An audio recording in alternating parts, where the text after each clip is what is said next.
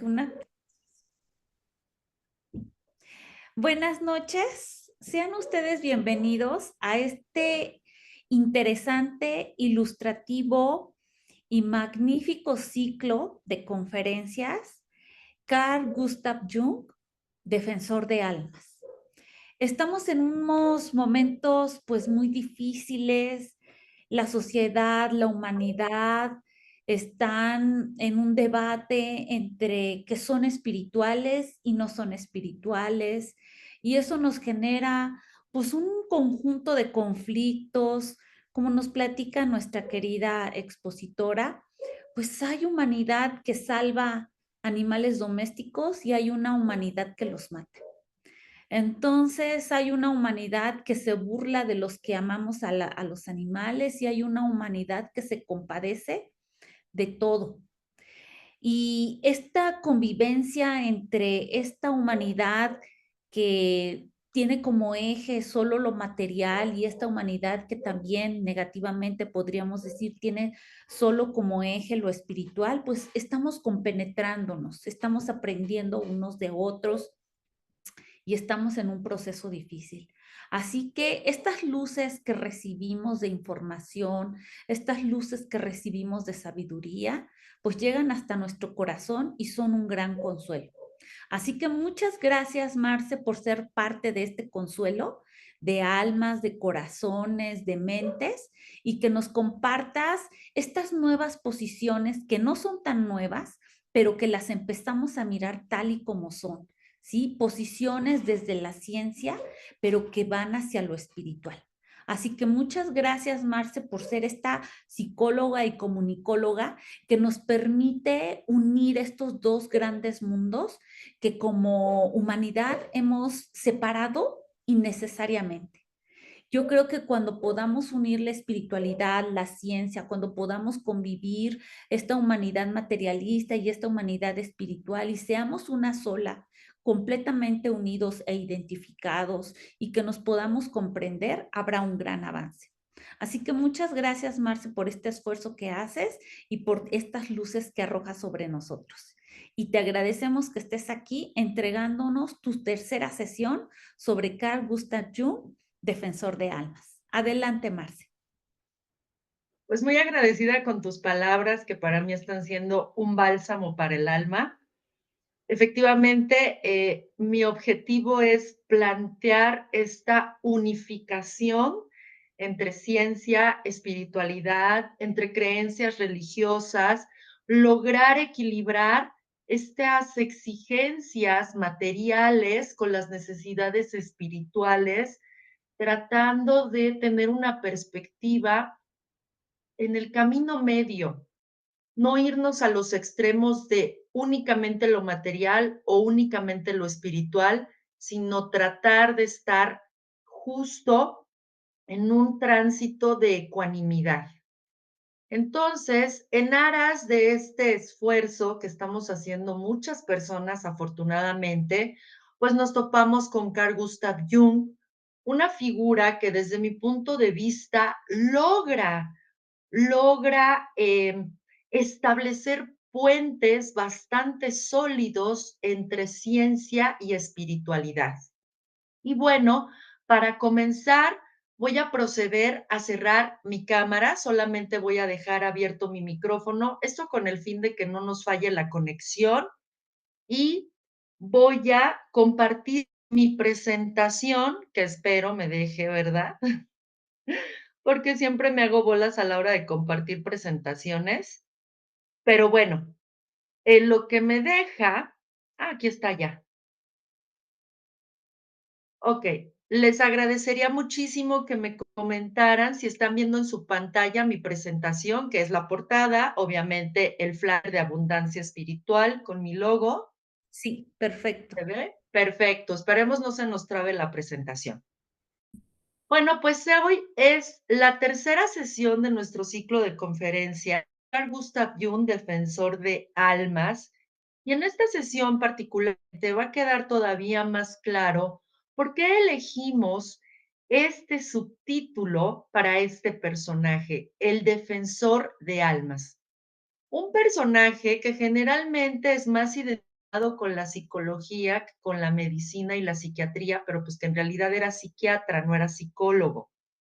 Por eso les digo que me parece un personaje muy interesante que logró tender puentes muy sólidos entre ciencia y espiritualidad. Y así como hemos visto en los otros dos ciclos anteriores sus experiencias desde su más tierna infancia, la primaria, la secundaria, la preparatoria, hoy vamos a ver los procesos internos de los que dejó testimonio Carl Gustav Jung a través de las entrevistas concedidas a Jafet, la escritora de su libro Recuerdos, Sueños, Pensamientos, que es un libro eh, tejido con los testimonios autobiográficos de Jung. Pero Jung lo que nos deja de rico en este testimonio es que él más bien nos abre los cambios de su mundo interior, más que convertirlo en un anecdotario hacedores, ¿no? De qué estuvo haciendo fuera de sí, sino que más bien él revela su pensamiento, su teoría, su práctica a partir de sus experiencias más íntimas. Yo en la sesión pasada les comentaba que a Carl Gustav Jung se le considera más un psíquico de psicólogo, ni siquiera de psiquiatra, de psicólogo, que un profesional de la salud con intereses en lo espiritual. Vamos a ver, o como ya hemos visto en las otras dos sesiones, pues la naturaleza de Jung era muy mística.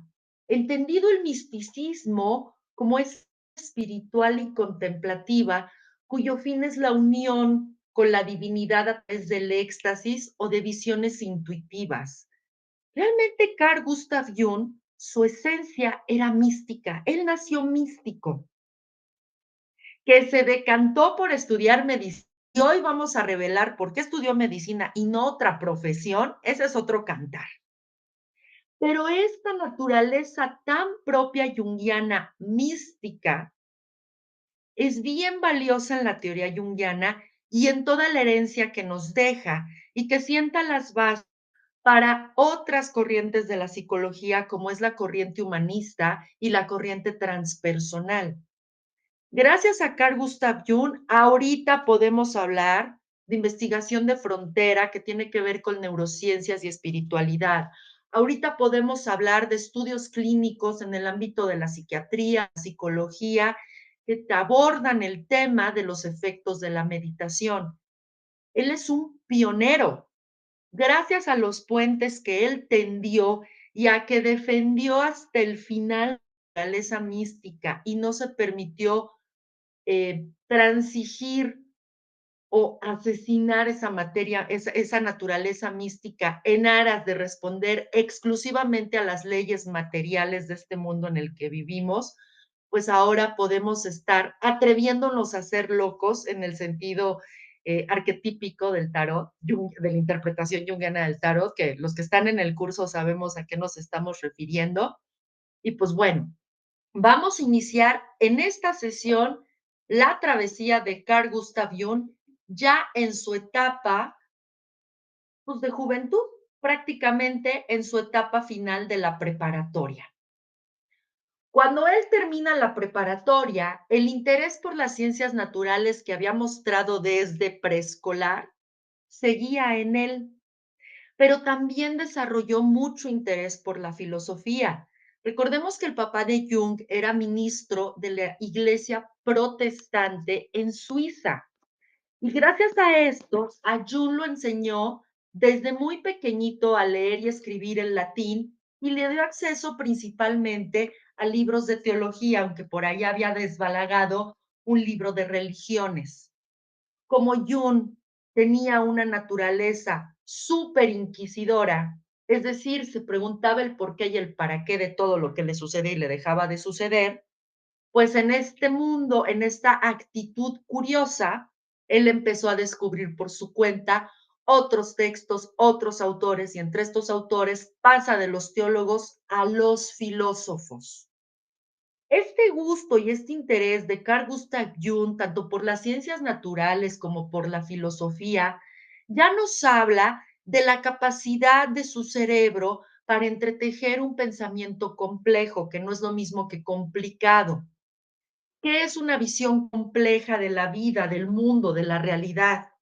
Es una visión que concibe al universo, incluyendo a los humanos, como un todo interconectado, donde si una parte de esa conexión se modifica, aunque sea mínimamente, esa modificación va a impactar a todo el sistema. Ujú. El pensamiento complejo se caracteriza por plantear realidades que están conformadas o sea, es un sistema muy grandote, la realidad, y esa realidad está conformada a su vez de subsistemas, y estos subsistemas están interconectados, tal y como vemos en las fotografías de las interconexiones neuronales, tal y como vemos en las redes de interconexión en Internet y de las computadoras. Y entonces esta interconexión lo que nos hace saber es que nada nos es ajeno y nosotros no le somos ajenos al universo. Nosotros estamos en el universo y a su vez el universo está en nosotros. Esta visión amplia que para Jacobo Grinberg representaría la capacidad de ver a la latiz en todo su conjunto y no de forma parcial deformándola, es lo que caracteriza el pensamiento de Jung desde que estaba en preescolar. Cuando él termina la preparatoria, en realidad Carl Gustav Jung lo que quería estudiar era arqueología, ni siquiera antropología. Arqueología, recordemos que estudia los vestigios materiales de civilizaciones antiguas, estudia pirámides, tumbas, pinturas, vestimentas, joyería, instrumentos, etcétera, ¿no? Y pues el típica imagen, el arquetipo del arqueólogo es su sombrerito, su pala, su brocha y todo lleno de tierra, ¿no? Es el que está desenterrando constantemente el pasado para comprender nuestro presente. Ajá. Pero, oh, sorpresa, pues Jung, por muy místico que fuera su naturaleza, pues vive en este planeta regido por el dinero, ¿verdad? Y tenemos que cubrir nuestras necesidades básicas primigenias: casa, vestido, sustento, tal y como lo dice la oración a la divina providencia. Si no cubrimos primero esos tres necesidades, pues olvídenlo que vamos a poder seguir avanzando en nuestro desarrollo personal, porque pues lo primero que tenemos que cuidar es el cuerpo físico, pues si no, ¿con qué avanzamos, no? Por este plano terrenal. Entonces resulta que por mucho que Jung quisiera estudiar arqueología, pues en su casa no había dinero para mandarlo a estudiar fuera de su ciudad natal, que era Basilea, en Suiza. Y la Universidad de Basilea, pues no impartía ni historia ni arqueología, que eran sus chicharroneras para estudiar. Entonces, como no impartía, en la Universidad de Basilea no impartía la licenciatura en arqueología, pues Jung se tuvo que replantear sus intereses académicos. Y estaba justo en este conflicto de qué iba a estudiar cuando tiene dos sueños, como todo en su vida atravesado por el mundo onírico. Y estos dos sueños, nos dice Jung en este testimonio autobiográfico escrito por Anne Jaffe, lo persuadieron de definitivamente decantarse por el área de las ciencias naturales, porque en la Universidad de Basilea había dos sopas: o te ibas a teología y filosofía, bueno, en realidad filosofía la dividían en dos áreas, era teología o ciencias naturales, no había de otra, ¿no? Dentro de teología, pues era, pues obvio, ¿no? Nomás teología y se acabó. Revisarán algunos filósofos, pero pues todo encaminado a la teología. Y dentro de ciencias naturales, pues era medicina o medicina. Eran todas sus opciones. Pues no había dinero para ampliar sus oportunidades de estudio. Y necesitaba estudiar porque de qué iba a vivir, pues si su familia era pobre. Entonces, cuando tiene estos dos sueños, de plano se decide a irse al área de las ciencias naturales. Ya se deja de querer estudiar arqueología, historia y otras ciencias. En ambos sueños nos narra que le fue revelado que debía conocer la naturaleza del mundo en el que vivimos. Fíjense cómo Carl Gustav Jung termina siendo un arqueólogo, pero arqueólogo de almas y del mundo no material que nos compone. Carl Gustav Jung realmente desentierra el significado de lo simbólico, lo arquetípico. Digo, no es un trabajo exclusivo de Jung, ya venía haciéndolo Freud, pero con otra perspectiva, una perspectiva muy de neurólogo como era Freud, muy fisiológico, muy materialista. Mientras que Jung se aboca a desenterrar todos estos componentes no materiales que nos conforman y que se encierran en la psique, entendida como alma. Entonces, él descubre la naturaleza del mundo en el que vivimos, no desenterrando tumbas antiguas, sino desenterrando el inconsciente colectivo, desenterrando los arquetipos, desenterrando los tipos psicológicos. Porque él en ese sueño se vio sumergiéndose en aguas profundas para descubrir lo que había debajo de esas aguas. Él termina estudiando la naturaleza del alma humana. No es cualquier cosa. O sea, finalmente él termina defendiendo su naturaleza mística. Y entonces, como Jung tenía claro que necesitaba ganar dinero, pues no le quedó de otra más que estudiar medicina. Él nos dice que nunca se había planteado ser médico, a pesar de que le llamaban la atención el funcionamiento de la fisiología del cuerpo humano, bla, bla, bla, bla, bla. Pero él nunca se planteó estudiar medicina.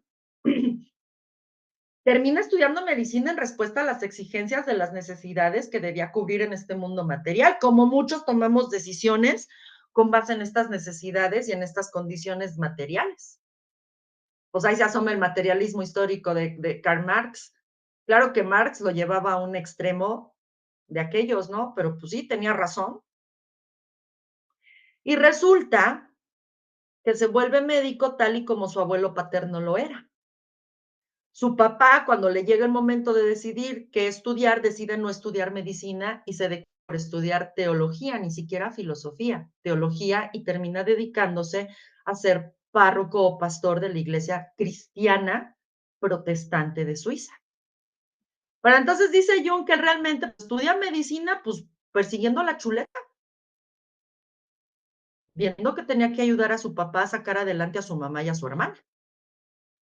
Entonces, cuando por fin logra entrar, después de todos los exámenes que les hacen, a la Universidad de Basilea, estudiar medicina, pues Jung se siente apabullado por sentimientos de insuficiencia, porque su papá, utilizando su prestigio como ministro protestante de la iglesia protestante, le consigue una beca en la Universidad de Basilea, Suiza, para cursar medicina. Y eso a Jung lo avergonzó profundamente. Profundamente lo avergonzó. Más le avergonzó, él dice que le avergonzó más el tener que recibir ayuda de los que tanto criticaban, que eran los que estaban en la cúspide, los dueños de los medios de producción. Ahí se asoma, se hace un poco de pensamiento marxista en Jung.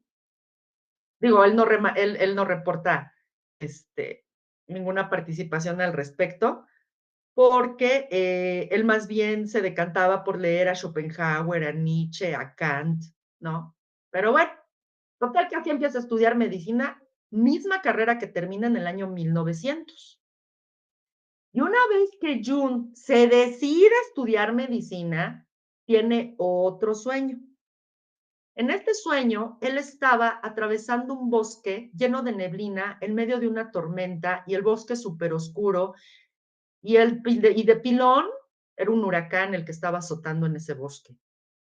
Y él iba solito con una velita, con una luz muy discreta, y su misión era cuidar que la luz de la vela no se apagara, porque además era la única luz que lo iluminaba. Y entonces esa única luz que lo iluminaba la debía proteger. Y mientras, no conforme con la neblina, el frío, la oscuridad, el huracán, una sombra lo perseguía. Entonces Carl Gustav Jung nos dice que a partir de ese sueño, nos narra, cuando me desperté de ese sueño que les acabo de narrar, enseguida lo vi claro. Era el espectro, mi propia sombra, la niebla, arremolinándose, cansado por la pequeña luz que llevaba ante mí. Sabía también que la lucecita era mi conciencia. Es la única luz que tengo. Mi propio conocimiento es el único y el máximo tesoro que poseo. Cierto que es infinitamente pequeño y frágil frente al poder de las tinieblas, pero una luz al fin y al cabo, mi propia luz. Y aquí ahora que estamos revisando en el curso de interpretación junguiana del tarot los arcanos mayores, este testimonio de Jung lo relaciono directamente con el arcano El Ermitaño que lo acabamos de ver en esta sesión. Fíjense cómo ahí se le revela a Carl Gustav Jung en ese sueño su propio sabio interior. Cómo se le revela que la verdadera iluminación está dentro de él y no afuera. Y que en realidad el que está en penumbras es el mundo externo que nos rodea. Y cada uno de nosotros poseemos una luz que nos guía en medio de esta oscuridad tridimensional. Entonces, a partir de este sueño, Carl Gustav Jung pues queda muy impactado y se plantea lo siguiente: yo debía avanzar contra la tormenta que trataba de hacerme retroceder y entrar en la infinita oscuridad del mundo, donde no se ve nada ni se percibe nada más que la superficie de profundos misterios. Debía progresar en la carrera, en las necesidades económicas, en los compromisos, complicaciones, confusiones, errores, humillaciones y fracasos. La tormenta que yo afrontaba era un remolino poderoso que con avidez arrastra consigo a todo cuanto existe y al que solo se sustrae por algún tiempo quien se esfuerza por avanzar. Supe que mi camino conducía irremisiblemente a lo externo, a lo limitado, a las tinieblas de la tridimensionalidad, o sea, de este mundo terrenal. Y este testimonio de Jung, esta certeza de la misión que tenía a partir de ese momento, que se le ve clarificado a partir de ese sueño, nos recuerda a otro arquetipo del tarot en su interpretación junguiana, que es el personaje del enamorado, el héroe. ¿Cuál es la función del enamorado? Abrir su propio camino, encontrarse a sí mismo, encontrar su propio lugar en este mundo, independizándose de la familia, deshaciéndose de las cargas heredadas de generación en generación de forma consciente e inconsciente. ¿Para qué? Para encontrarse con su sí mismo, con su yo esencial, que es eminentemente espiritual. Dense cuenta cómo Jung decide estudiar medicina, justo tiene un sueño tan revelador que le dice: sí, vas a estudiar medicina para sobrevivir en este mundo, pero no por eso vas a renunciar a tu misticismo. Esa formación materialista me la diriges hacia el misticismo natural que hay en ti.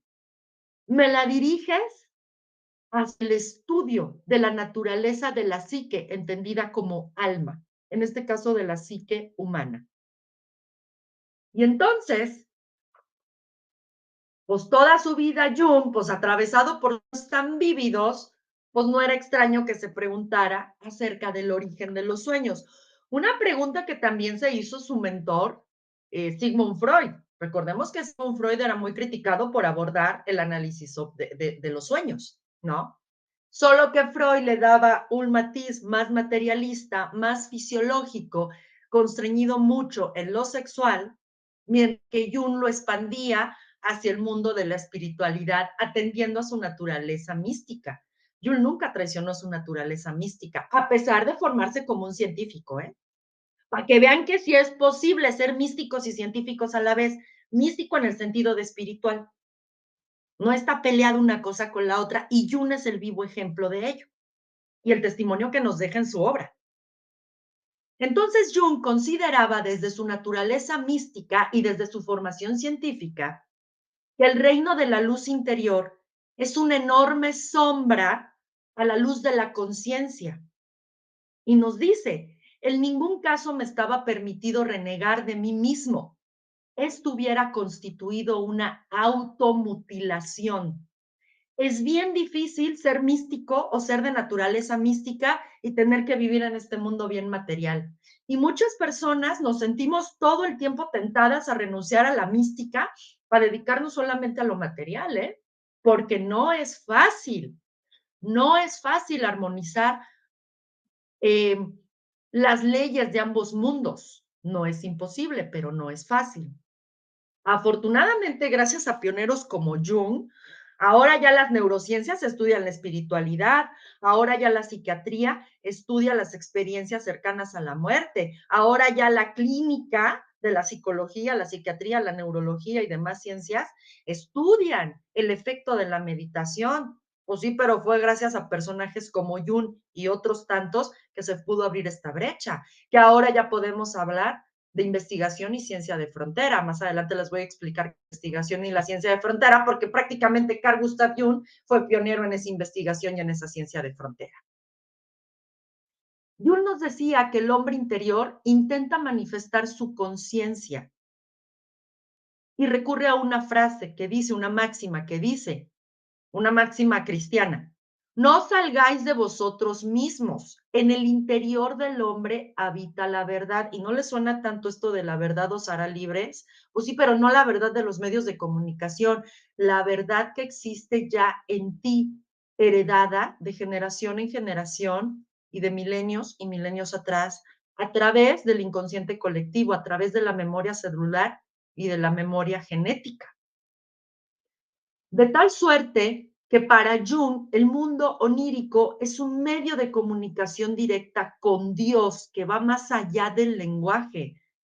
Fíjense, mientras que Freud recibía la explicación de los sueños a mecanismos netamente fisiológicos atorados en la insatisfacción sexual, y miren que yo no descalifico a Freud porque en muchas cosas tenía razón, pero bueno, él finalmente tenía un pensamiento muy técnico, no era místico. Freud era muy técnico, cientificista. Su religión era la ciencia, pero pues no estaba errado, no en todo lo que decía estaba errado.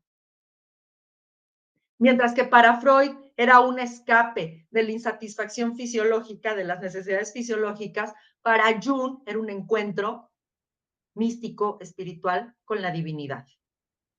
Y el sueño o el mundo de los sueños es el territorio donde ya no domina el lenguaje hablado o escrito que conocemos en la ciencia, porque el mundo al que penetramos es inefable, indescriptible. Solo lo podemos experimentar y ahí donde el lenguaje encuentra su límite, ahí empieza el símbolo. Marce, Mande. una, solo dos cuestiones. Todavía estamos viendo la portada. ¿Ahí vas o ya No. Ay, no, ya les cambié. Ay, es que no sé por qué no me deja. Ah, ok, Perdón. Bueno, sí, en realidad, a ver, díganme si lo cambio así sin estar en pantalla completa, ¿sí ven las transiciones? sí, ahorita sí. Ajá, Ya están viendo el periodo, la Universidad de Basilea, ok.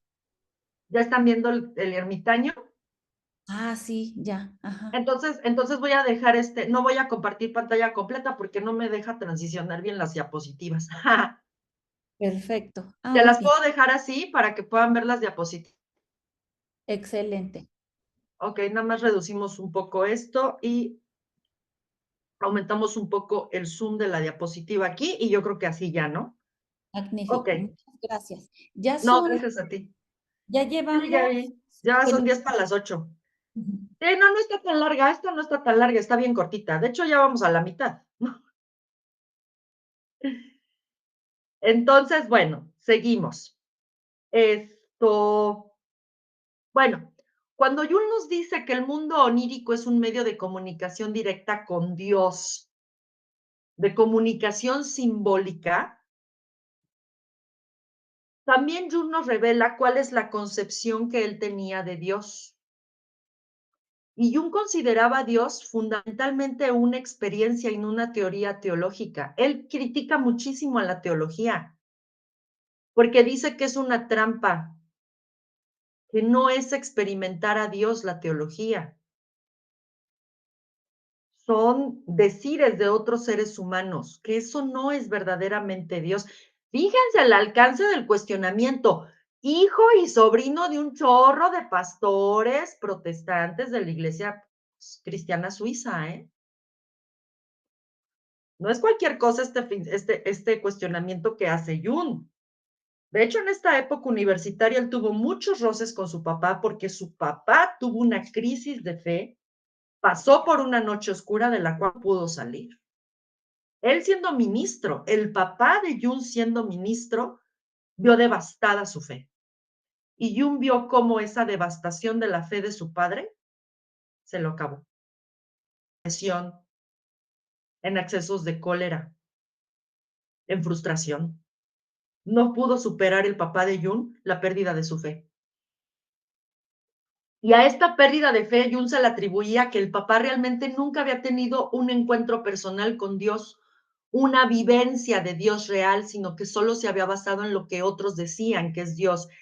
Hay que conocerlo directamente, hay que vivirlo, hay que inundarse de él, hay que experimentarlo, porque Dios es inefable. El lenguaje de la ciencia no nos alcanza para nombrar a Dios, para nombrar a lo divino y para nombrar lo espiritual. No nos alcanza. Y Jung decía, es inútil querer explicar a Dios a través de la teología y filosofía, porque Dios es un mundo que no requiere ser demostrado, requiere ser vivido, requiere ser sentido, experimentado. Y la puerta a acercarnos y a vivir lo más cercano a Dios y experimentar de primera mano a Dios, para Jung era el mundo de los sueños. Interesante, ¿no? Interesante cómo un mismo fenómeno psíquico que son los sueños, Jung le da una lectura totalmente distinta desde la ciencia de la psiquiatría a la lectura que le daba Freud desde la ciencia de la neurología y la neurofisiología. Es muy interesante hacer un cruce entre ellos dos. No en balde rompen, ¿no? Pero bueno, esa es otra historia. Entonces, es así como Jung logra conjugar la ciencia con la espiritualidad. No sin antes establecer una máxima que nos sigue rigiendo a los psicólogos. Bueno, hay psicólogos que son muy fanáticos y se niegan, ¿no? Pero yo prefiero ser una psicóloga más bien de mente abierta y tratar de tener una postura flexible ante este mundo. Primero, descartamos organicidad. Primero se descarta una causa médica subyacente a cualquier manifestación psíquica o psicológica. Si yo tengo un consultante que me refiere ser muy ansioso, pero también está presentando dolor abdominal y está haciendo evacuaciones con sangre, yo le doy prioridad como psicóloga al tratamiento médico, a una evaluación del gastroenterólogo completa, y ya cuando el gastroenterólogo ponga al tiro el funcionamiento del cuerpo, de la materia, ya le entramos a la parte psicoespiritual. Porque muchas veces los psicólogos cometemos el error de todo quererlo sacar de lo espiritual y hasta los médicos, cometen el, ay, no tiene nada, es psicológico. No, no manches. Para decir que un padecimiento es nada más psicológico, tú como médico debes parar de cabeza a tu consultante, a tu paciente y hacerle todas las pruebas habidas y por haber para descartar que hay una enfermedad física subyacente que esté detonando síntomas de índole psicológico. Ninguna enfermedad, ningún trastorno es 100% emocional ni 100%, ni 100% corpóreo. Es un continuo. No podemos separar cuerpo, mente, espíritu, alma, no se puede separar. Entonces, primero descartamos organicidad. Si el médico determina que todo está funcionando bien, entonces ya me voy exclusivamente hacia lo psicoespiritual. Muchas veces hay personas que presentan cuadros ansiosos, depresivos, muy severos, con ataques de pánico, con llanto incontrolable, con no quererse levantar ni a ir a orinar ni a tomar agua, porque la tiroides les está funcionando mal. Su problema es emocional. Cuando en realidad lo que está provocando esta sintomatología es un mal funcionamiento tiroideo. Ah, bueno, yo ahí tengo que canalizar. Si los síntomas de mi consultante están siendo emocionales, pues quien va a hacer la conjugación entre síntomas físicos y síntomas emocionales es el psiquiatra. El psiquiatra es el encargado de descartar organicidad o una causa orgánica cuando hay síntomas emocionales, síntomas cognitivos, síntomas de conducta. Él es el ideal, no hay otro. Estamos hablando de Carl Gustav Jung, era psiquiatra y yo me sigo preguntando por qué tanto prejuicio contra la psiquiatría todavía. ¿Por qué mis propios tengo colegas psicólogos que asisten a trabajar de la mano con psiquiatras? Pues no. Hay que atender a la par el cuerpo, la mente y el espíritu. Yo como psicóloga, mi materia prima de trabajo son pensamientos, emociones y conductas. El cuerpo le toca al médico y el médico en el que yo me apoyo es el psiquiatra. No nomás en el psiquiatra, ¿no?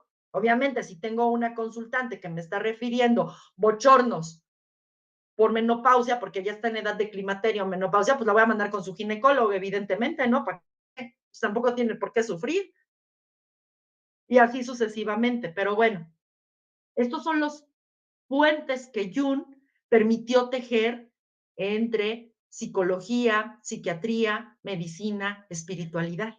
Dense cuenta del alcance del pensamiento junguiano. Y no porque lo adore y lo ponga en un pedestal, soy bastante crítica, de hecho. Pero la verdad es que me está dando mucha luz esta nueva revisión que estoy haciendo de Jung, ya a mis casi 50 años de edad. No fue lo mismo leerlo a los 18 años, releerlo a los 30 por mi cuenta, porque claro, en la Facultad de Psicología ni lo mencionan, ¿verdad? Porque ahí son cientificistas, medicalistas, cognitivo-conductuales, y está bien, ¿no? Que ahora que lo estoy viendo a los 47 años de edad, no es la misma lectura que se le da. Bueno, sigamos con el periodo universitario de Jung. Resulta que, como les dije, su padre cae en una noche oscura donde pierde completamente la fe, cae en una depresión y entonces cometen el error de descartarlo, o sea, cometen el error de no atender los síntomas físicos de su papá y achacárselo todo al estado ansioso depresivo del padre y al estado de esta noche oscura espiritualmente por la que estaba atravesando. Hasta que un día se complica su cuadro, el papá ya tenía meses quejándose de dolor abdominal, un día se les complica el cuadro, por fin lo llevan al médico porque dijeron, ay, esto ya es demasiado para que sea nomás psicológico, y efectivamente el señor ya no se repone del broncón gastrointestinal y del desastre gastrointestinal que tenía. Por eso es importante descartar la felicidad, antes que solamente decir, ay, es emocional, es psicológico. No, le llamamos diagnósticos de super exclusión a los diagnósticos psicológicos, a todas las enfermedades psicógenas, es decir, que tienen un origen específicamente o exclusivamente psicológico. Yo para decir que el origen de los síntomas de un paciente o de un consultante son solamente psicológicos, tengo que mandarlo con todos los especialistas habidos y por haber, para que le hagan toda clase de análisis, de resonancias, de tomografías, de pruebas, bla, bla, bla, bla, bla. Y si haciéndole todo lo habido y por haber, los médicos dicen, el organismo de esta persona está funcionando bien, por lo tanto no hay una patología física que explique sus síntomas emocionales, de conducta, cognitivos y demás, entonces sí, yo ya me centro nada más en lo emocional, lo cognitivo y lo conductual, pero son diagnósticos de súper exclusión. Y a los médicos les encanta decirle a los pacientes, no tienen nada. No, a ver, pues ya le hiciste todos los estudios, ya agotaste todos los análisis como para realmente decir que no tiene nada y que su padecimiento es de origen psicológico. Eso es bien riesgoso. Y esta lección la aprendió a la mala Carl Gustav Jung, aprendió con su padre, que el mismo Jung le atribuía a todas sus quejas físicas, se los atribuía una hipocondria, producto de su crisis de fe, de su depresión y de su frustración y de su amargura. Ah, pues, ¿qué crees? Pues cuando llegó con el médico ya era demasiado tarde porque sí tenía bien fregado todo el sistema digestivo y eso se lo llevó. Ya no lo pudieron salvar. Y obviamente Jung pues, se lo reprochó. A él mismo, claro está, ¿no? Pues lección aprendida. Le costó la vida de su propio padre. Aprender a equilibrar este trabajo conjunto, esta tensión conjunta, cuerpo, mente, espíritu, alma. Lo aprendió a la mala. Nada más perdió a su papá. Él ya siendo estudiante de medicina, imagínense la frustración que debió de haber sentido, porque además a quien se le muere es a él. Él estaba solo en la recámara con él. Cuando él da su último aliento, Jung se da cuenta que es su último aliento, cae en negación y se queda esperando a que regrese por sí mismo. Ni siquiera fue capaz de darle RCP, siendo estudiante de medicina, cuando es de lo primero que te enseñan. Se paralizó Jung. Imagínense el trancazo emocional para Jung. No, pues si se las vio negras el pobre hombre, tampoco crean que su vida fue un pan de dulce. Pero en fin, cuando muere su padre, nos narra Jung, después de que lo entierran y todo el rollo, nos narra Jung que tuvo dos sueños en los que su padre se le presentaba. Y en los dos sueños el papá regresaba y regresaba sano y le decía a Jung, pues no que te habías muerto, no, a ti quién te ha dicho, estaba enfermo, pero ya regresé, ya estoy sano de nuevo. En los dos sueños regresaba así. Freud diría que tal vez era un reclamo de su inconsciente de que si hubieran actuado a tiempo y lo hubiesen llevado a tiempo con el gastroenterólogo, tal vez su vida se hubiese podido prolongar. Eso diría Freud desde su perspectiva fisiológica, neurológica, fisiológica, ¿no? Pero Jung desde su naturaleza mística se preguntaba, ¿qué significa que mi padre vuelva en sueños, que parezca tan real? Esto fue un acontecimiento inolvidable y me llevó por vez primera a meditar sobre la vida después de la muerte. Fíjense cómo Jung, a través de las experiencias que va viviendo, las va incorporando a su práctica médica, a su propio proceso de maduración, de individuación o de autorrealización, a su propia diseño metodológico de sus intervenciones psicoterapéuticas. Aprendió a trancazos. Y entonces, derivado de sus reflexiones filosóficas en torno a la existencia humana, Jung llega a la conclusión de que todo se basa en el hecho de la psiquis, del alma. Nos dice que sin alma no existiría ni conocimiento.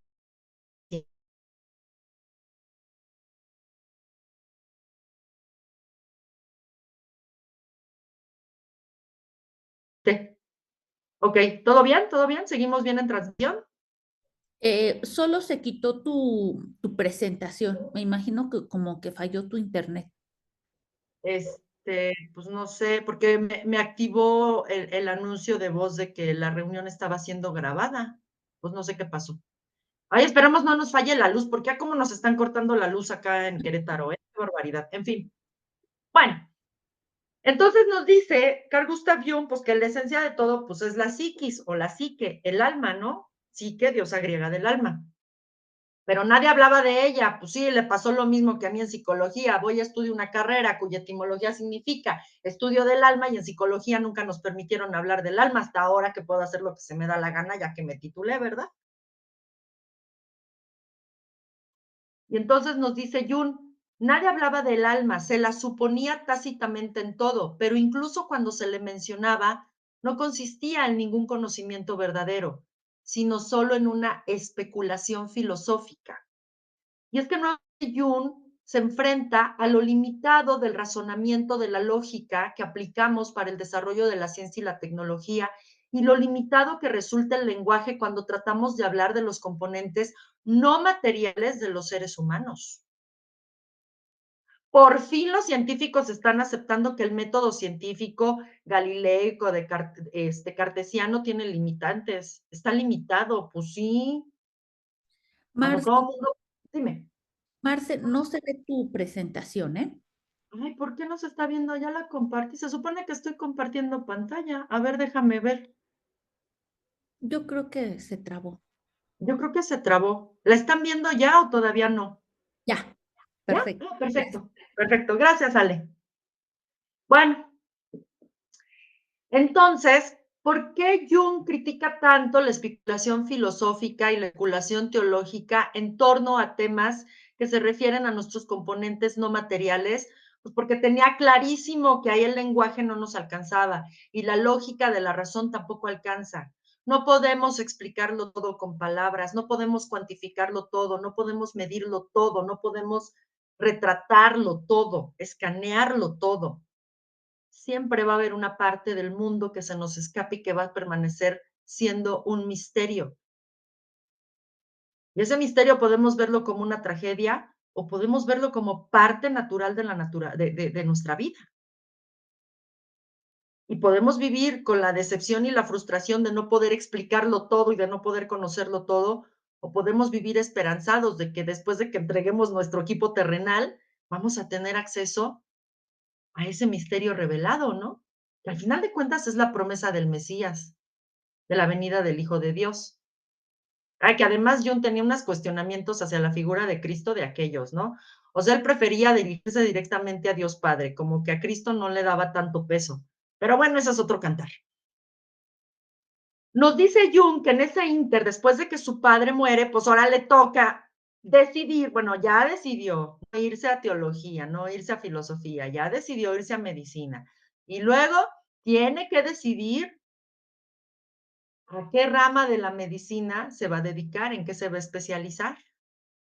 Y entonces, en medio de de dolor de la muerte de su padre, que además lo orilla a quedar como jefe de familia y sacar adelante la carreta de su hermana y de su mamá, o sea, para acabarla, no conforme con la presión de estar estudiando medicina, tienes que hacerte cargo de tu familia nuclear porque tu padre acaba de morir, económica, física, mental, emocional, espiritualmente, no, pues se las vio negras, la neta se las vio negras el pobre Yun, ¿eh? Pues tenía que meditar qué especialidad estudiar. Y él formaba parte de una sociedad, no me acuerdo ahorita cómo se llamaba esta sociedad, pero una sociedad así como de tertulianos donde se reunían a filosofar, a discutir temas de medicina, de ciencias naturales, de teología. Era así como un Ateneo, ¿no? Como unos encuentros intelectuales, por así decirlo. Y pues ahí acudían jóvenes pues, de su edad, sus contemporáneos y que estudiaban en diferentes disciplinas, ¿no? Entonces un día va de visita a la casa de uno de estos amigos de esta sociedad, que no me acuerdo, ay, empieza con Z, pero se me olvidó cómo se llama esta sociedad. Bueno, en fin. Entonces un día va a la casa de uno de estos amigos y se mete a la biblioteca del papá de los amigos, bueno, del amigo, y en esa biblioteca, curioseando libros, pues descubre un libro de espiritismo escrito por un teólogo y se pone a leerlo, evidentemente, porque pues Jung era inquieto intelectualmente como pocos. Se pone a leer este libro de espiritismo, escrito además por un teólogo, que no logro imaginarme cuál sería la opinión que le merecería al teólogo el espiritismo. Estaría interesante saber qué libro, pero no nos dice bien qué libro es. Y a partir de esta lectura, Jung se preguntó acerca de la veracidad de estos fenómenos del espiritismo, que en esa época estaba muy de moda, el espiritismo. Recordemos que una de las primas hermanas de Jung era una famosa espiritista, e incluso la mamá de Jung, que nos revela, también tenía dotes de sensitiva, de medium, la mamá de Jung. O sea que viene de una estirpe mística y de pistas y de sensitivos y de clarividentes y de clariaudientes. Él mismo era clarividente, clariaudiente, porque tuvo un chorro de sueños premonitorios, ¿eh? Entre ellos, el estallido de las dos guerras mundiales. Jung tuvo sueños premonitorios previo al estallido de ambas guerras mundiales. Bueno, en fin. Entonces, cuando Jung se pregunta acerca de la veracidad de los fenómenos del espiritismo, lo que se plantea es, a ver, son fenómenos omnipresentes, son creencias que atraviesan todas las culturas en diferentes épocas del desarrollo de la humanidad. Entonces, si son fenómenos y creencias de tan largo alcance en el devenir histórico humano, pues debe existir una razón para que estos fenómenos existan en la realidad psíquica de todas las culturas, para que estos fenómenos sean arquetípicos en el sentido de universales y omnipresentes y atemporales. Y entonces ahí, ¿qué creen? Se asoman bases de lo que después sería la parapsicología, porque en realidad la parapsicología no es lo que nos venden actualmente, ¿eh? No son los parapsicólogos, se autodenominan parapsicólogos porque son clarividentes, clareaudientes, sanadores o tienen un linaje chamánico. No, esos no son parapsicólogos. Los parapsicólogos son personas que con o sin dotes extrasensoriales se interesan por estos fenómenos del espiritismo, de las apariciones, del inframundo, de lo que hay más allá de la vida, y se proponen aplicar el método científico al estudio de estos fenómenos que son omnipresentes y cuyos testimonios tenemos en toda clase de culturas, en toda clase de países, en toda clase de gobiernos, en toda clase de estatus sociales. Esos son los parapsicólogos. Un parapsicólogo no necesariamente debe ser clariaudiente ni clarividente. Con que sea un ser humano interesado en estudiar estos fenómenos y aplicar el método científico, las herramientas que tenemos para tratar de encontrarles una razón, pues ahí está el parapsicólogo. Así es que hemos desvirtuado el origen de la parapsicología. Pero ya Carl Gustav Jung intuitivamente ya había establecido las bases de la parapsicología al hacerse este cuestionamiento. Si los fenómenos espiritistas son fenómenos omnipresentes, pues debe existir una razón. Ah, pues ahí entra la parapsicología para estudiarlos. Que no la reconocen como ciencia es otra cosa, pero pues que nos importa, ¿verdad? Que no la reconozcan como ciencia. Bueno, en fin, ¿qué es la parapsicología? La Parapsychological Association, la asociación de investigadores en parapsicología más importante del mundo, creada por J.B. Rhine en 1957, le hace que se creó mucho después. Bueno, no, ya se creó, ya, pues ya casi cuando moría Jung, ya en los últimos años de vida de Jung. Bueno, define a la parapsicología como el estudio científico de las anomalías aparentes de conducta y experiencia que existen aparte de los mecanismos actualmente conocidos de comunicación entre organismos y medio ambiente. Organismo, organismo y el flujo de comunicación. Fíjense, esta es la definición oficial internacionalmente aceptada de parapsicología, donde dice que los parapsicólogos son equivalentes a personas con dones de chamán, de medium, de sensitivos, no. Ah, pero aquí ya todo lo hemos desvirtuado. Es un estudio científico de estas anomalías aparentes de conducta. Por eso ahora ya no se le quiere llamar a la parapsicología, porque ya está muy desvirtuado el término, está muy prostituido. Ahora cualquier hijo de vecino se dice parapsicólogo. No, un parapsicólogo tiene formación científica primero que nada. E insisto, no necesita tener dones especiales para poderle entrar a este estudio. Ahora ya se está proponiendo que se le renombre a la parapsicología psicología de las percepciones anómalas. Para que ya quede claro que lo que vamos a aplicar es el método científico de la psicología y las neurociencias. ¿A qué? Pues a las percepciones anómalas que tenemos, algunos más, otros menos, ¿no? Bueno, y nos dice textualmente Jung sobre este tema. Ay, que aquí se me cortó bien feo la diapositiva. Ah, no, aquí sí ya la tengo completa. En fin, nos dice Jung textualmente sobre este tema.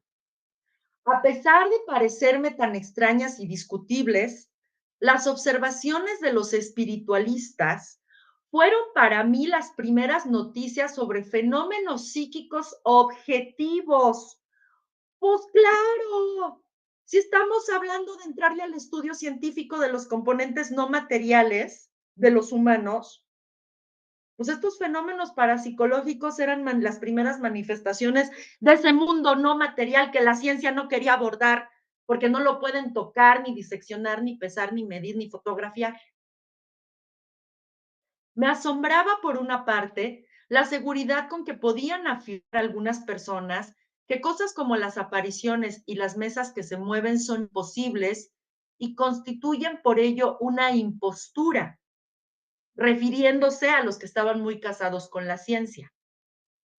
Como los que están muy casados con la ciencia, que terminan convirtiendo a la ciencia en su religión, descalifican de entrada la existencia de fenómenos que no pueden ser estudiados por el método científico que conocemos. Pero el hecho de que no tengamos los instrumentos y las metodologías para conocer ciertos fenómenos no significa que no existan. Pues qué, los elementos de la tabla periódica en la química no existían en la naturaleza hasta que los descubrieron. Pues claro que no. Existían independientemente de que los hubiesen descubierto o no. Ajá. Pero también, por otra parte, Jung percibía en esta negación mucho miedo por parte de las personas a enfrentar los aspectos no materiales que constituyen a la humanidad, porque no es echarte un clavado introspectivo a tu propia alma, a tu propio mundo, a tu propia psique y encontrarte con tu propia sombra antes de poder llegar a tu ser esencial que es espiritual. Pues no es un camino fácil, y si no, pregúntenle a los chamanes, a los verdaderos chamanes, no a los charlatanes, aclaro, porque hay mucho charlatán actualmente en este mundo, ¿eh? Hay que tener mucho cuidado. Y continúa Jung diciéndonos, yo tampoco estaba seguro respecto a la autenticidad de tales informes en cuanto a los fenómenos espiritualistas o del espiritismo. Y cuestionaba, ¿por qué no debía haber apariciones? ¿Porque lo dice la ciencia que eso no existe? ¿Por qué sabíamos en suma que era imposible? O sea, lo que la ciencia no puede medir y controlar es imposible. Y ante todo, ¿qué significaba el miedo? El miedo que sigue atravesando por muchos fanáticos de la ciencia y del racionalismo, que están amachinados en el extremo del fanatismo, de la razón y de la palabra y de las matemáticas y de la ciencia. Ojo, la ciencia es muy valiosa, pero no cuando uno se fanatiza de ella. Los extremos son bien dañinos. Ni tanto que queme al santo, ni tanto que no le alumbre. Ni estar en una postura rígida de que solo lo espiritual es importante, pero tampoco estar en una postura extrema rígida de que solo lo medible existe y es importante y es digno de ser estudiado. Porque ambas posturas son fanáticas y algo bien peligroso en este mundo es el fanatismo y el adoctrinamiento. Yo sé que aquí en el grupo hay mucho terapeuta complementario. No caigamos en el error de descalificar los tratamientos médicos, por ejemplo. Si nos llega un consultante que está sometido a tratamiento alópata, no lo adoctrinemos para que deje el tratamiento alópata. Pues si es su decisión, trabajemos mejor para favorecer su calidad de vida y aumentar su esperanza y entonces que el tratamiento alópata tenga mejores resultados, porque el estado de ánimo tiene mucho que ver con que el tratamiento alópata o cualquier otro tipo de tratamiento funcione. Ajá. No caigamos en la tentación de adoctrinar a nuestros consultantes, no es nuestra chamba. Yo cuando estaba en mi época de atea, apóstata, recalcitrante, renegada y demás, me tocó hacer un tiempo voluntariado en el Hospital General de México en pabellón de neurología. Yo estaba en calidad de dama voluntaria, no de psicóloga, ¿eh? Era yo dama voluntaria. Y yo estaba peleadísima con Dios y tiro por viaje le mentaba a la madre. Ah, ¿cuál va siendo mi sorpresa? Que llego a piso de neurología. Y el gran problema con los padecimientos neurológicos es que los pacientes ni mejoran ni se mueren. Y entonces es un proceso bien tortuoso, es bien agónico un padecimiento neurológico, es súper agónico. Pues para mi sorpresa yo llegaba a las camas y como yo tenía que utilizar el uniforme de las damas voluntarias y el uniforme era el mismo que utilizaban las enfermeras hace chorrocientos mil años, y que se parecía mucho a un hábito de monja, me confundía siempre con monja o con laica consagrada, no lo sé. Y entonces tiro por viaje me pedían que los acompañara en sus oraciones y ahí me tocaba dejar de lado mi ateísmo y mi enojo contra Dios y acompañarlos a rezar el Santo Rosario y a responderles las oraciones y pues sí, porque ahí no importaba lo que yo pensara y cuáles eran mis creencias, importaba el bienestar de los familiares y de los pacientes. Debemos anteponer el bienestar, en nuestra chamba de sanadores, debemos anteponer el bienestar del otro. Lo que yo creo, deje de creer, eso no importa. No caigamos en la tentación de adoctrinar, por favor. Si a mí no me ha ido bien con los tratamientos alópatas, es mi experiencia, no tengo por qué predisponer al otro que le va a ir de la chingada. Pues no. Bueno, en fin, ese es un punto de vista y ahí se los dejo sobre la mesa para que reflexionemos todos, porque todos estamos tentados a caer en esa tentación. ¿Ok? Bueno, entonces se sigue preguntando Jung en esta cita. Yo mismo encontraba tales posibilidades muy interesantes, es decir, la existencia real de fenómenos espiritualistas, interesantes y atrayentes. Embellecían mi existencia en grado sumo.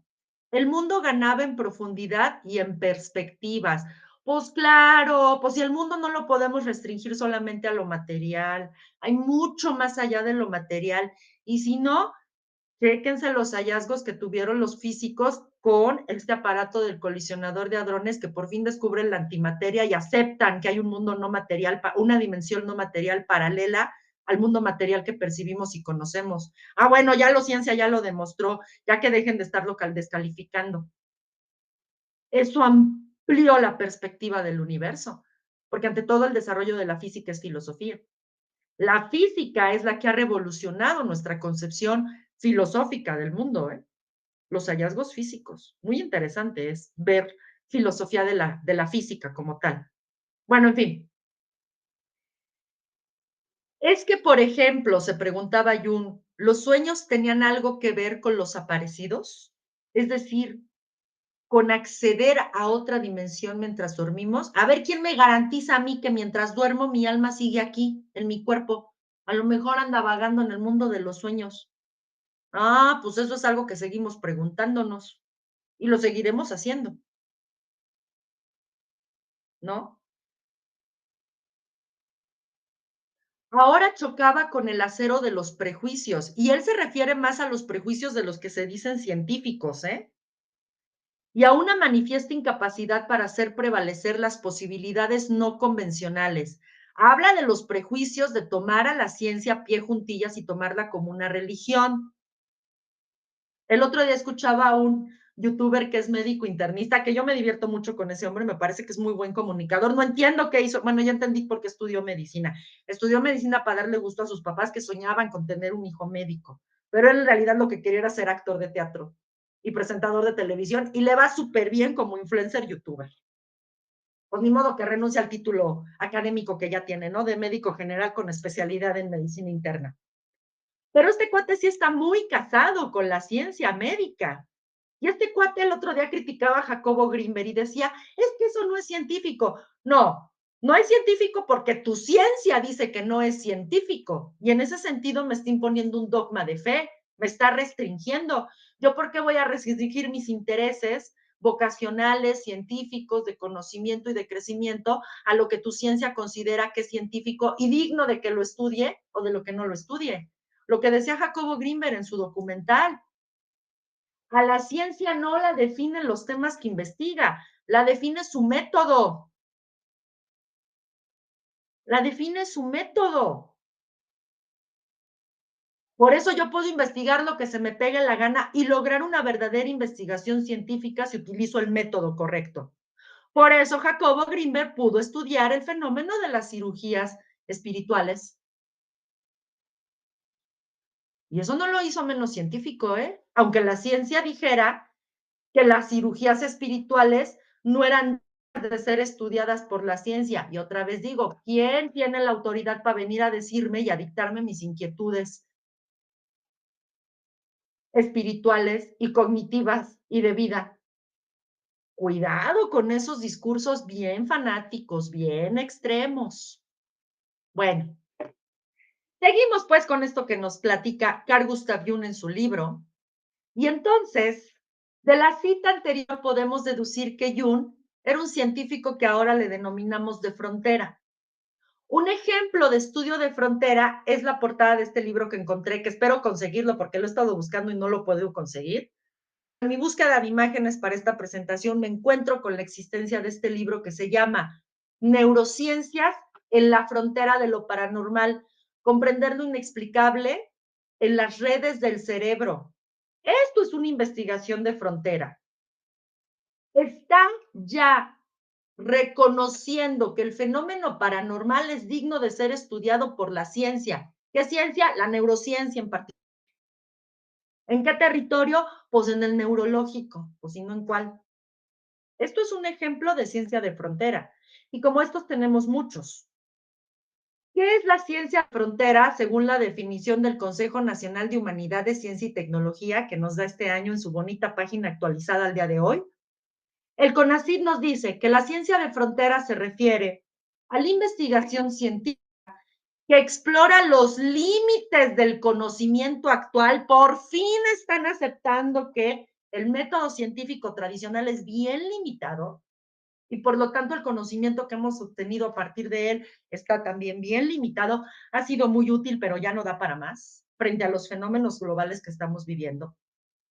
Y busca desafiar las barreras convencionales,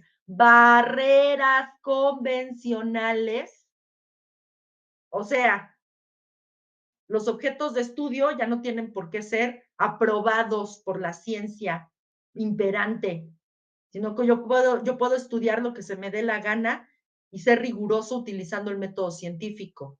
Un método científico flexible que se adapta a mi objeto de estudio y no empecinarme en adaptar mi objeto de estudio al método que yo quiero utilizar. Y continúa esta definición. Busca desafiar las barreras convencionales para descubrir nuevas perspectivas y fenómenos. ¿Qué no es lo que estaba haciendo Jung desde entonces? Al abordar temas como la relación íntima con Dios, las experiencias extáticas, la verdadera existencia de fenómenos paranormales, el espiritismo. Pues es un pionero de la ciencia de frontera, de lo que ahora en el 2024 denominamos ciencia de frontera. Ya hay una dibujaba la ciencia de frontera desde principios del siglo XX y apenas en el siglo XXI estamos ahí aceptando que existe ciencia de frontera. Bueno, en fin. Descubrir nuevas perspectivas y fenómenos, creando nuevos paradigmas, enfoques y formas de pensar. La ciencia de frontera se caracteriza por ser innovadora y disruptiva. ¿A qué nos referimos con disruptivo? Algo que nos mueve el tapete abruptamente, algo que te saca te rompe el esquema y te lleva a cuestionarte cosas antes incuestionables, impulsando avances revolucionarios en la comprensión, ya no dominación, como la ciencia tradicionalista que nos ha autodestruido, bueno, gracias a la cual hemos destruido al planeta que nos alberga, sino que ahora el conocimiento científico busca comprender a la naturaleza y al universo. ¿Para qué? Para nosotros adaptarnos como unas criaturas más de este universo y de este planeta. Y ya no erigirnos como los dueños y señores chipocludos del universo. Porque eso ya vimos que lo único que nos ha llevado es a poner en peligro de extinción al propio género humano a manos del género humano. Esto es lo que han planteado los problemas medioambientales, ¿eh? Bien interesante. Revisen todo lo que son los estudios de medio ambiente y se van a dar cuenta que es otro universo el que plantean los científicos que tratan de dilucidar cómo adaptarnos al desastre ambiental que hemos generado por la actividad humana, incontrolable.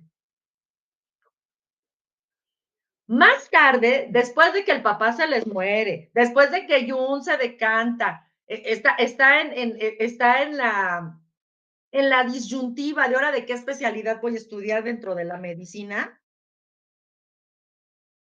pues para acabarla de fregar, Jun y su familia nuclear, le hace su mamá y su hermana, que eran los únicos tres que quedaban frente a la muerte del ministro, su papá, experimentarían fenómenos que ahora les llamaríamos poltergeist en su propia casa. Unos días antes, Jung ya se había decantado por especializarse en psiquiatría. Esto fue en el año 1898. Jung ya sale de la carrera de medicina para ejercer como médico psiquiatra en 1900. Estamos hablando de 2 años de especialidad en psiquiatría. Ahora creo que son 4.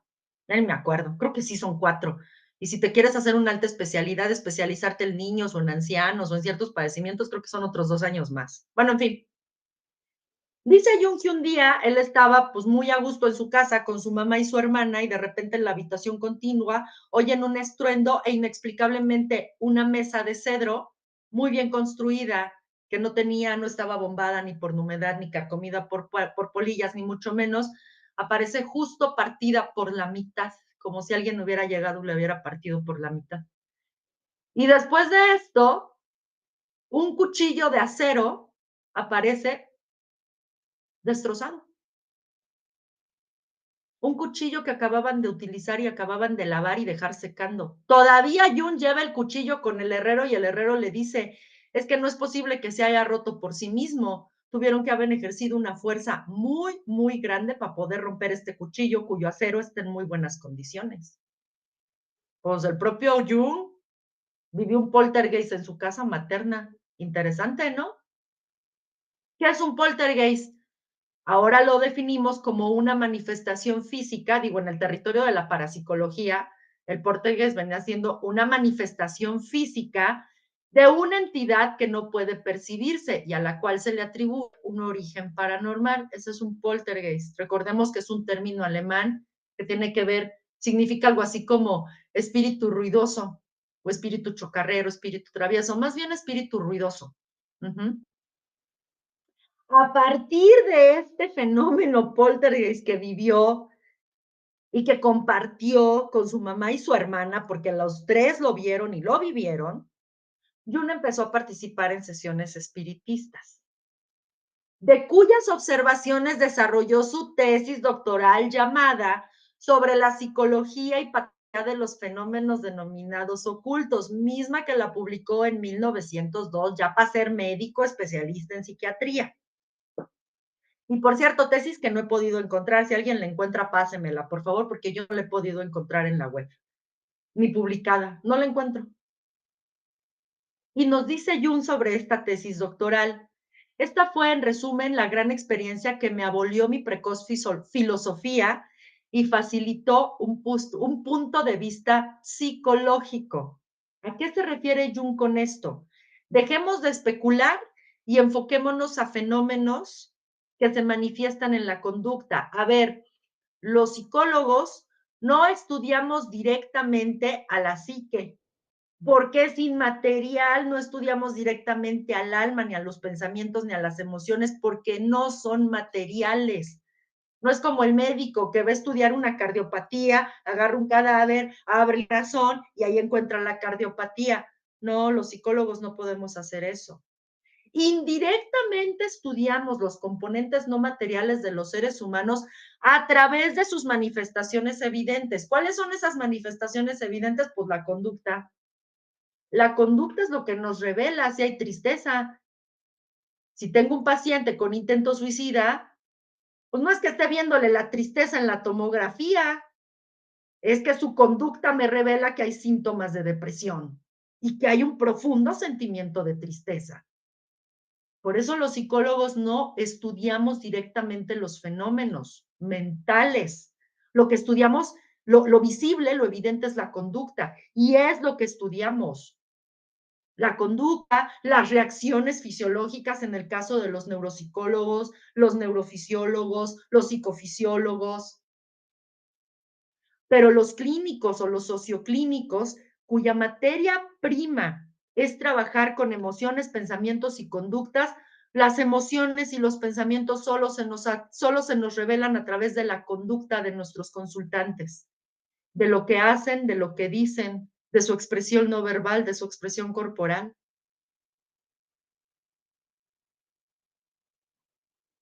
Y a partir de esa observación indirecta tratamos de no especular, sino de aplicar el método científico para llegar a una impresión diagnóstica y diseñar un tratamiento adecuado.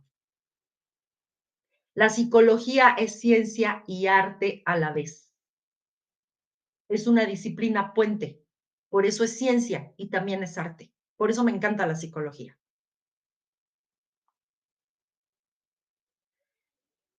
Y entonces resulta que para el 10 de diciembre de 1900, Jung sale por fin de su pueblo natal, Basilea, y se muda a Zúrich, ya una megalópolis, pues la capital suiza.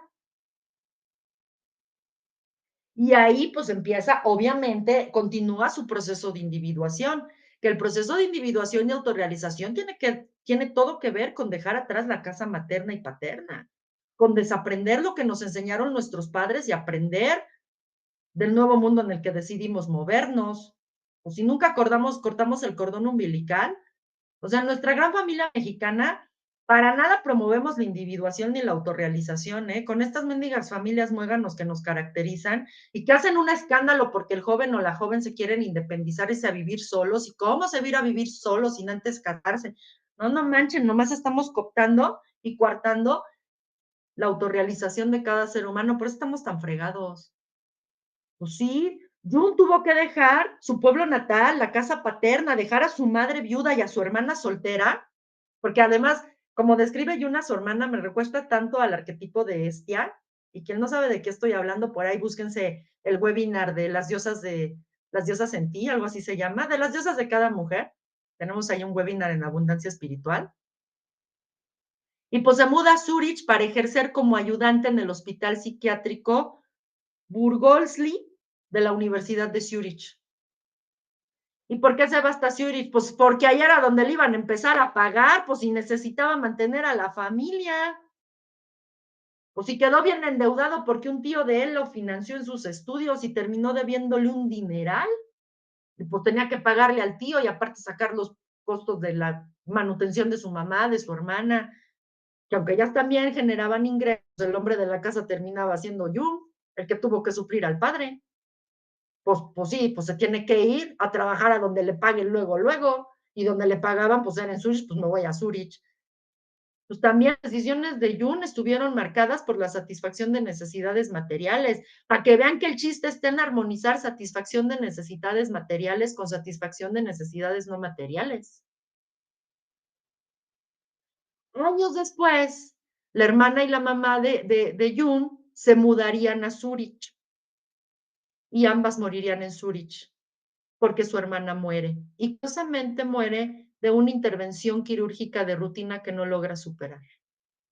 Intempestivamente muere, su hermana nunca se casa, no tuvo hijos, siempre vivió al calor de los papás. Cuando la madre enviuda, la hermana se queda a hacer pie de casa a cuidar a la mamá. Era una verdadera estia la hermana de Yuna, así como la describe.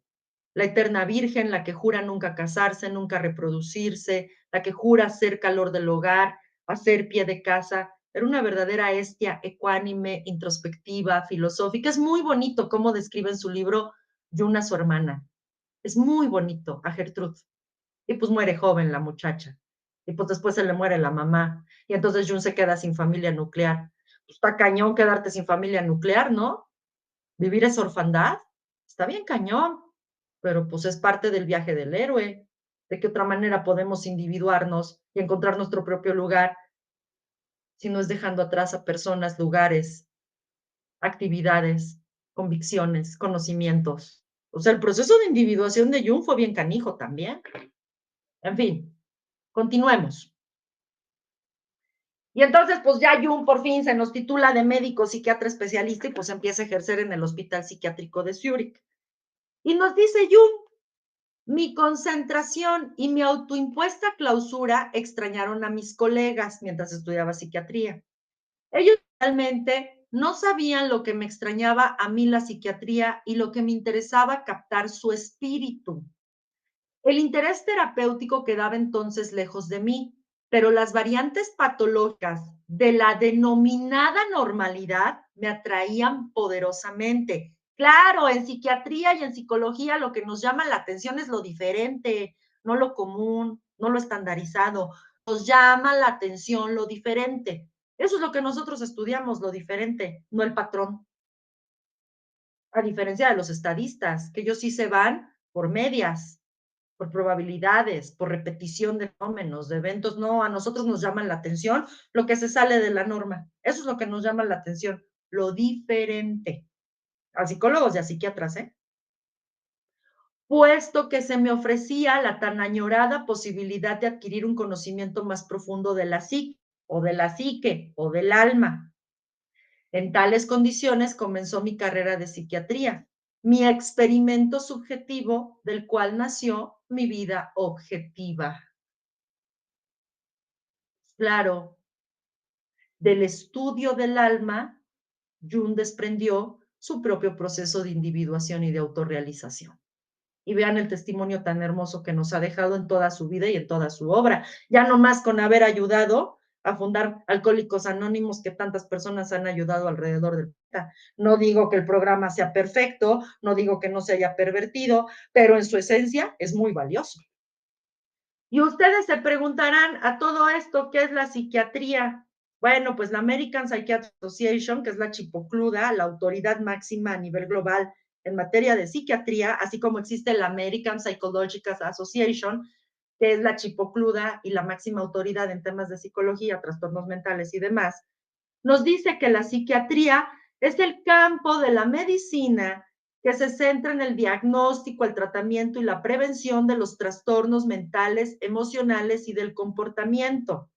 Pero a diferencia de los psicólogos, que nosotros perseguimos la historia de vida para comprender por qué una persona es como es, se comporta como se comporta, se siente como se siente, el psiquiatra persigue los síntomas físicos. Por eso necesitamos trabajar de la mano.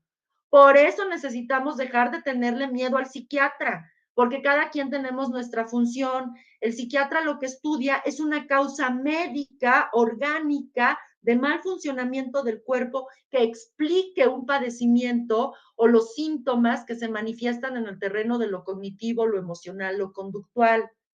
Los psicólogos no, los psicólogos buscamos el origen de esos síntomas, no en un buen funcionamiento o mal funcionamiento del organismo corpóreo.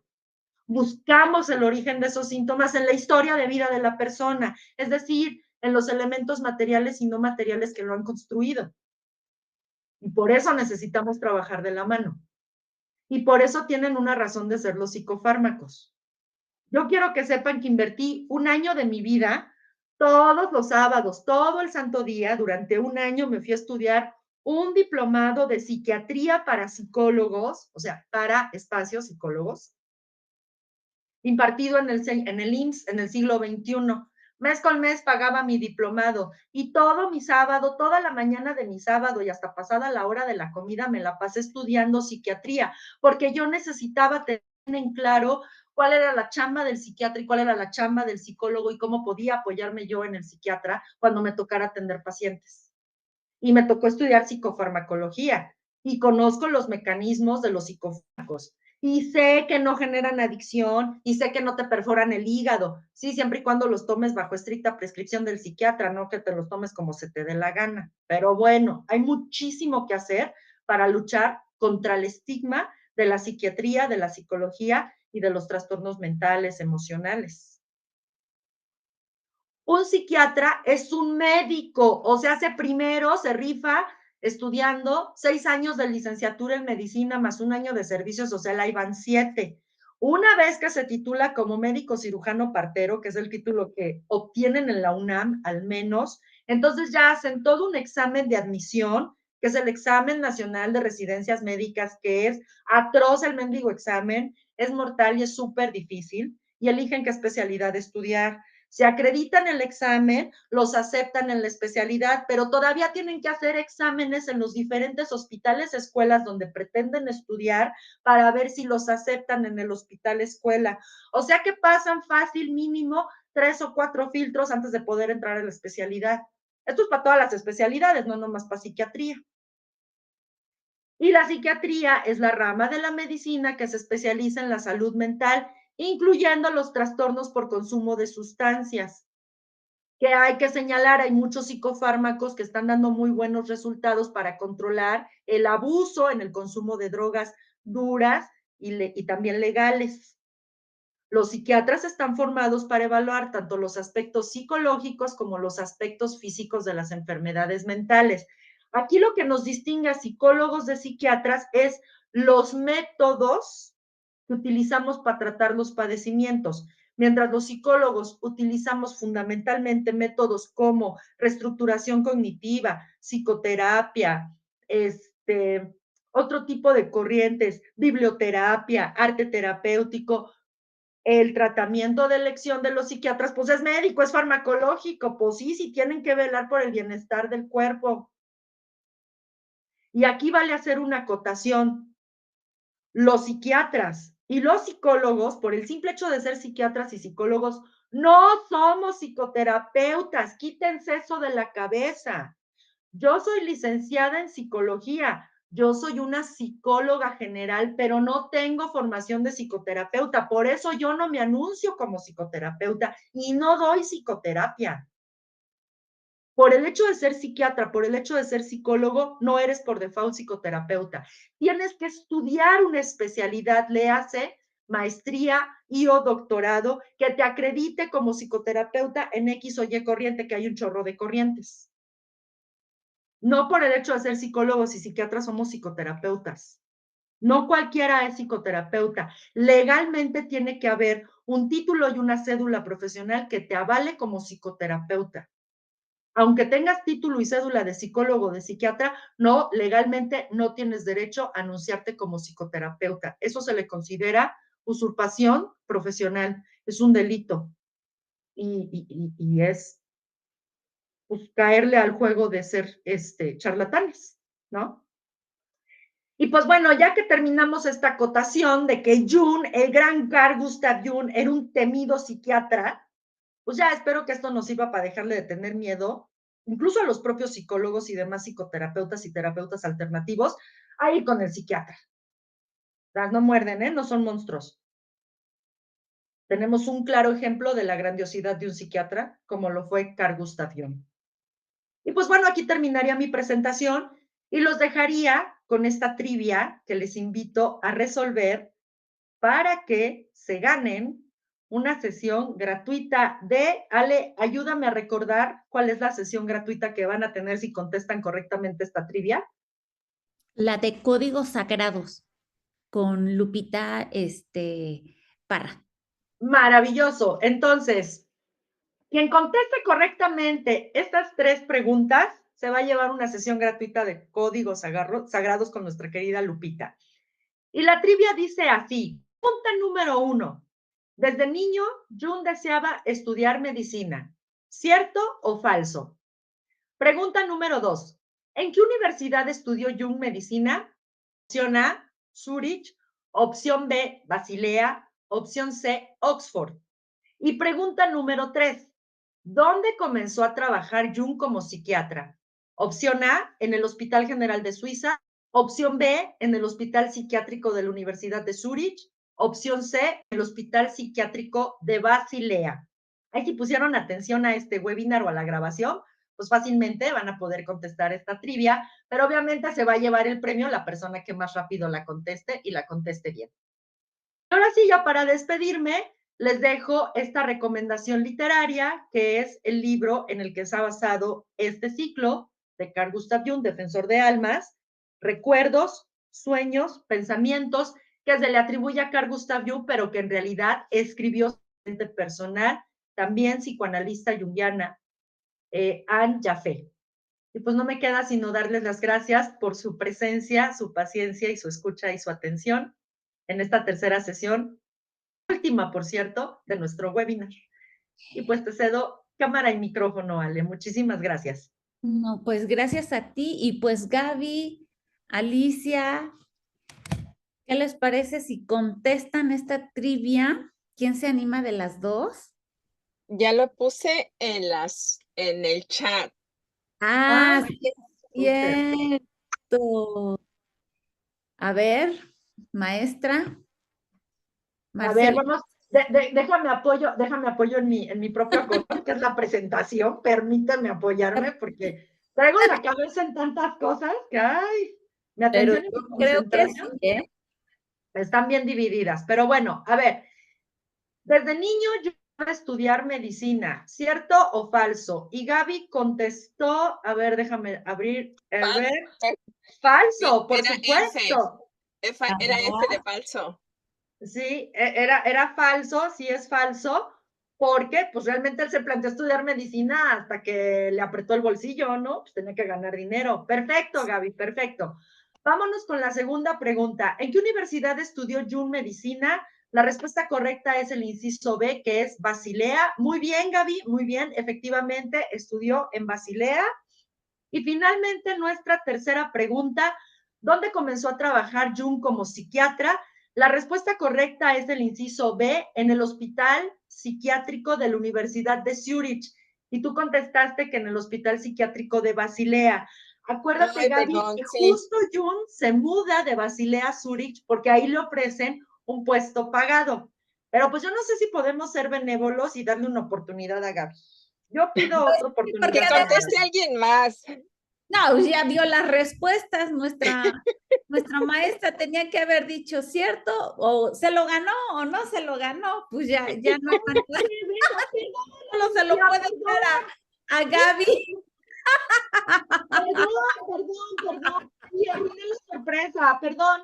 Ay, a Sí. veces tengo mil cosas en la cabeza, discúlpame. Entonces, ¿cómo podemos compensar este error? A ver, tú dime, ¿cómo compensamos este error? Ok, ¿qué les parece si contesta ¿quién más estaba ahí? Alicia, pero ya nos Alicia. acaba de dar la Pero respuesta. ya les di las respuestas. Alicia, Que haga otra pregunta, Marce. bueno, ok, Alicia, ¿quieres contestar la trivia? Va a haber una pregunta adicional. Pues ya nos dijo, ya nos dijiste las tres, Marce. Ah, no, pero podemos hacer una pregunta adicional y esa va a ser la decisiva. Perdón, Alicia, discúlpame. ¿Cómo ves, Alicia? ¿Quieres participar? Se me hace que Alicia ni quiere participar. A decir, ay, estas se equivocan mucho. Es que la verdad yo creí que nada más Gaby estaba concursando para la trivia. No me di cuenta de que Alicia estaba conectada. Como Gaby fue la única que puso respuesta en el chat, pues yo dije, pues es la única que está concursando. Trivia. Bueno, pues ya, Gaby, ya te lo ganaste. Ya te lo ganaste, Gaby. Perdón. ¿Sabes qué? Sí es justo porque en el webinar anterior, Gaby también quería participar en la trivia, pero yo le iba a dar la palabra y Gaby dijo, no, no, que don, no sé quién, no me acuerdo, conteste primero. Y entonces ella amorosamente le cedió el lugar a un señor que Gracias. aceptó. Ah, bueno, pues ya está tu compensación, ya está tu compensación, Gaby. Ahí está tu compensación. Ya tienes tu sesión ay Dios, ¿de registros o qué dijiste? Registros, Sí. de códigos sagrados, con Lupita Parra. Con Lupita Parra. Perfecto, Gaby. Muchas felicidades, Gaby. Muchas felicidades. Muchas gracias. Esto es fíjate que muchas gracias por la plática. Un comentario personal, si todavía tenemos tiempo. Cuando yo Claro. estaba chica, por situaciones familiares, nos llevaron al psicólogo y entonces yo tenía 7 años probablemente. Y desde entonces, no, yo pensé que tenía 8 años porque ya más o menos tenía yo uso de razón. Y entonces recuerdo que desde entonces yo le tuve cierta aberración a ir a los psicólogos y para mí había una confusión entre psicólogo y psiquiatra.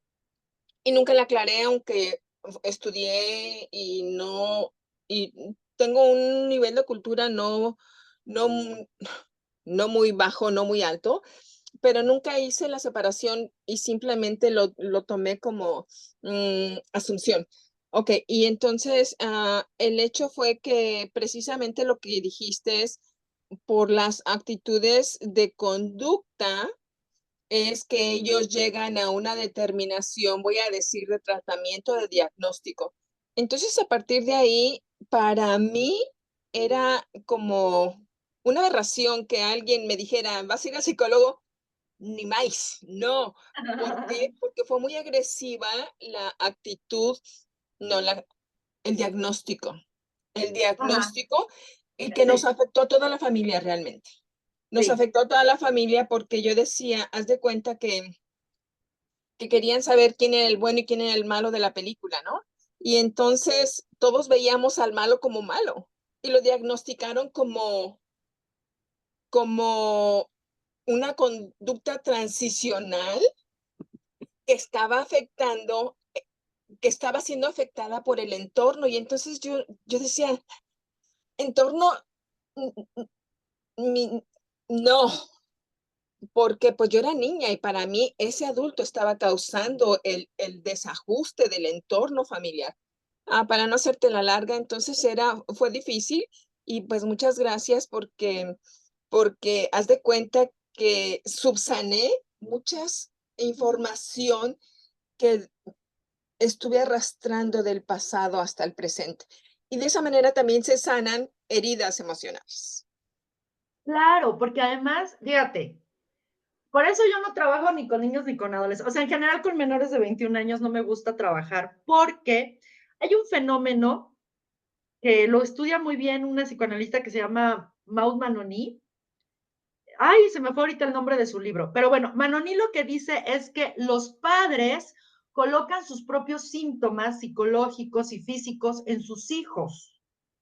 Y al final del día los papás mandan por delante al chamaco y lo mandan con el psiquiatra, ni siquiera con un psiquiatra. Ojo, niños y adolescentes tienen que ser atendidos por altos especialistas en psicología del niño y del adolescente, no por generales, no por especialistas en adultos y por altos especialistas en psiquiatría del niño y adolescente. No es cualquier cosa tratar niños y adolescentes, por eso yo no le entro. Está bien cañón. Mis respetos para Es los que difícil. trabajan con niños y adolescentes. ¿Y qué es lo Es, que hacen los papás? De por sí el niño está en su narcisismo que se siente el centro del universo, y eso también lo lleva a sentirse culpable y responsable de todo lo malo que sucede en su entorno. Y cuando los papás van y lo llevan con el psicólogo, con el psiquiatra, lo patologizan al niño en vez de asumir sus propias patologías reflejadas en la criatura. Y entonces el niño, pues se compra la culpa. Y si de por sí es un psicólogo, un psiquiatra, que no tiene alta especialidad en tratamiento de niños y adolescentes, pues termina de fregar la situación. Y algo muy, muy cierto que acabas de decir. Yo tuve muy buenas profesoras de psicología clínica en la Facultad de Psicología de la UNAM, y eso sí lo voy a reconocer, la maestra Montenegro, la maestra Torres, y siempre nos dijeron, no patologicen, no El pongan detalle aquí etiquetas. es que hay otra cosa.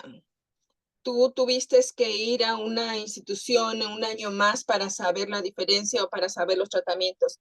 Estoy hablando de que hace 50 años, un médico del IMSS, donde no había muchos recursos, donde no estaba bien pagado, una consulta familiar de un solo día y decir el diagnóstico para mí fue la muerte. Mató a toda mi familia. Es Mató a tu que y al víctima lo convirtió, al victimario lo convirtió en víctima. Y claro, dices, espérate, yo soy una niña, claro. a mí ni me metan. Entonces, yo pienso que por eso están tan juzgados o tan estigmatizados Estigmatizados. los psicólogos y los psiquiatras. ¿Por qué?